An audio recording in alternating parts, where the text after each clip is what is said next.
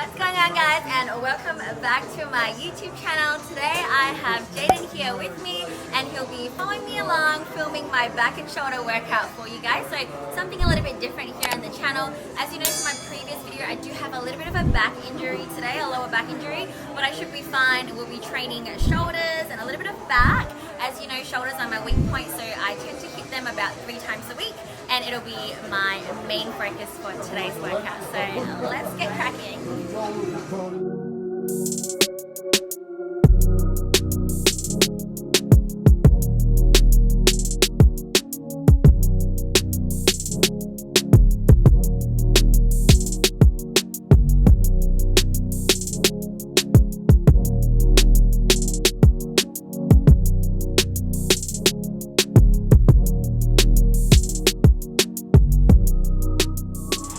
So I just did a bit of a warm-up. Generally when I train shoulders, I like to just warm up the rotator cuff. So I do a bunch of like rotator cuff exercises and then some lateral raises.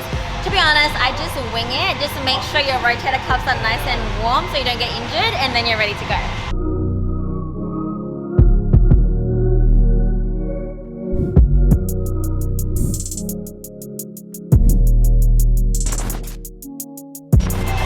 So you guys would have realized I'm very controlled with like my isolation movements for my shoulders.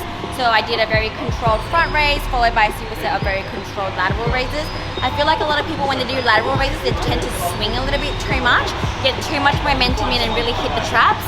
But what I like to do is really control, and especially at the top of the movement, making sure that I hold it there and get that constant tension. You also don't want to relax too much down below because you lose all the tension as well. So a lot of people kind of do this, swing it up and then lose tension, swing it up and lose tension, and all you get is like a lot of traps and then a lot of like loss of tension at the bottom. So what you want to do is keep a good constant tension, making sure you pull the shoulder blades back. And the trick to not using your traps too much is actually activating your lats, pulling them down and making sure that that is keeping the shoulder blades down, and that way you get the most activation through your delts. When you do them properly, you don't need to go very heavy at all, and you're gonna get like a pretty good pump going. I also like to train very high rep, so the key is tempo and holding the squeeze, mind-muscle connection, and really not going too heavy at all. So with my machine lateral raises, I'm doing a special kind of set that I call the 12-6-3-3 set. So my first set is just, I just do 12 reps. It's just an activation set, I would call it. And then later on for the next 3 sets, the first set is gonna be 12 reps, and then I have a 3-second rest pause, 6 reps, 3 seconds rest pause, and then 3 reps, 3 seconds rest pause, and then another 3 reps, and then I will pause, and that is the 1 set. And I will repeat that 2 more times. So pretty intense exercise, this one.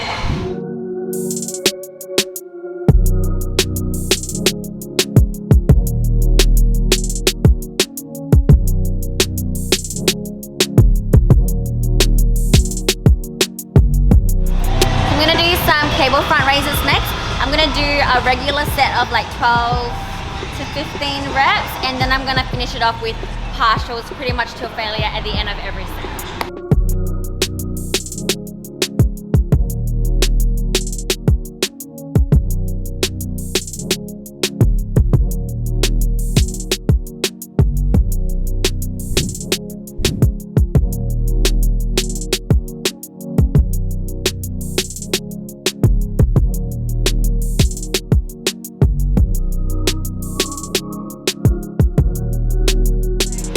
Shoulder presses is one of the only exercises that I don't do kind of slow and controlled. I focus on just kind of powering it off and locking it out. I'm also probably going to go a little bit lighter today because anything pressing overhead still puts a bit of strain on like your spine and lumbar. So because I am still a bit injured, I will take it a little bit slow, but I think I'll go a little bit heavier for the next set, and then I'll see how it goes.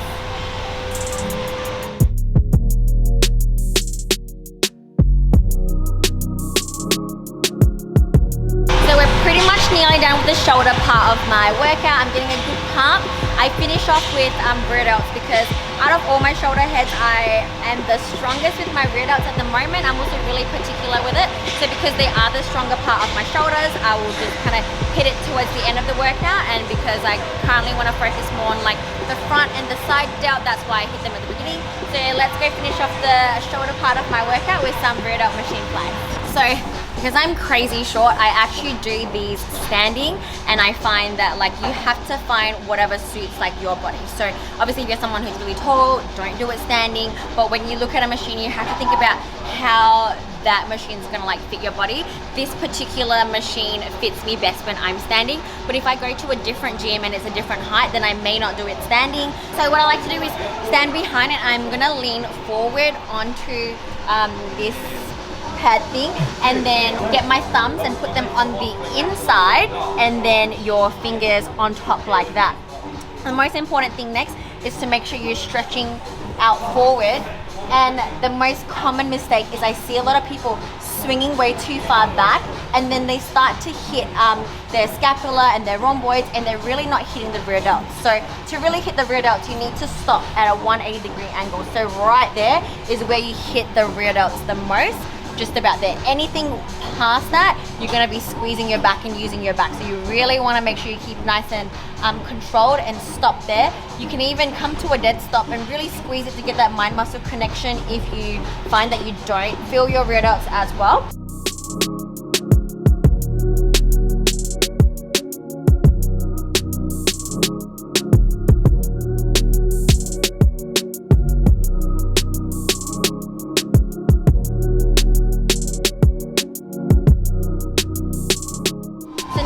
Finish off with some back. I'm only going to do 2 exercises today, and it's going to be a superset. So my first one is going to be a medium grip lat pull down. Common mistakes I always do with lat pull downs is people shrugging too much at the top. So again, I always try not to hit the traps too much. Once you shrug at the top, when you let go, so a lot of people kind of go like this. And when you do this, all the tension is away from your lat and it goes into your traps. So the way I like to do my lat pull downs is to keep the constant tension in my lat. So I'm just gonna show you how I do it right now.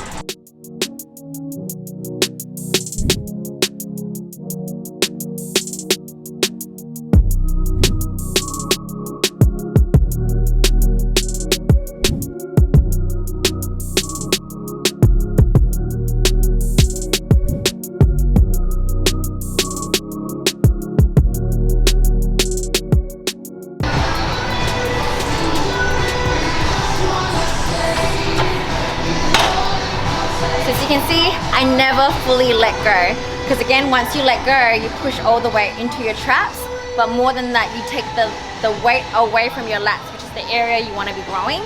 So you really want to be keeping the constant tension in there, and it'll just elevate the whole exercise to a whole new level. Another thing also, if you notice, I do have a little bit of a rock, but I never lean back too much. Some people lean back way too much, and what that does is you're using your body weight to pull the weight down, and then again your lats don't get as much of the work as it should be doing. So if you really want to focus on your lats, you need to make sure you keep the weight in the muscle that you're trying to grow. And then we're going to superset this with a high angle rope row.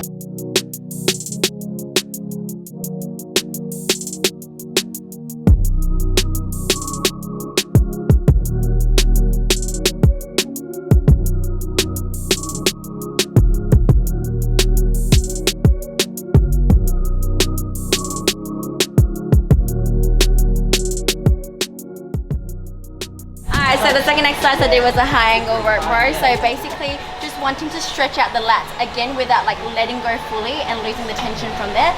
So we're going to stretch out, keeping the tension in the lat the whole way through, focusing on your elbows to drive through, and the important part is opening up your chest and driving your chest up.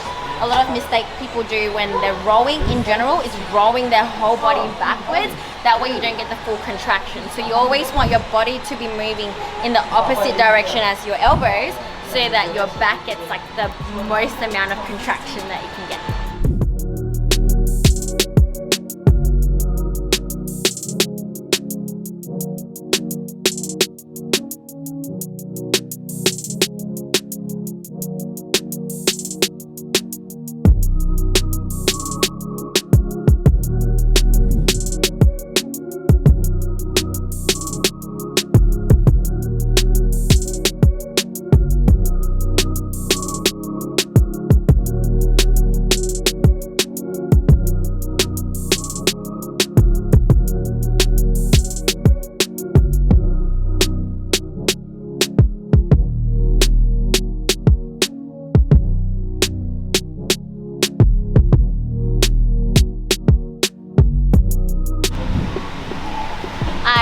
you guys enjoyed my workout and got some good little tips and tricks on how you can better train your shoulders and back. If you like this video, please give it a like, subscribe to my channel, and I'll see you guys in the next one.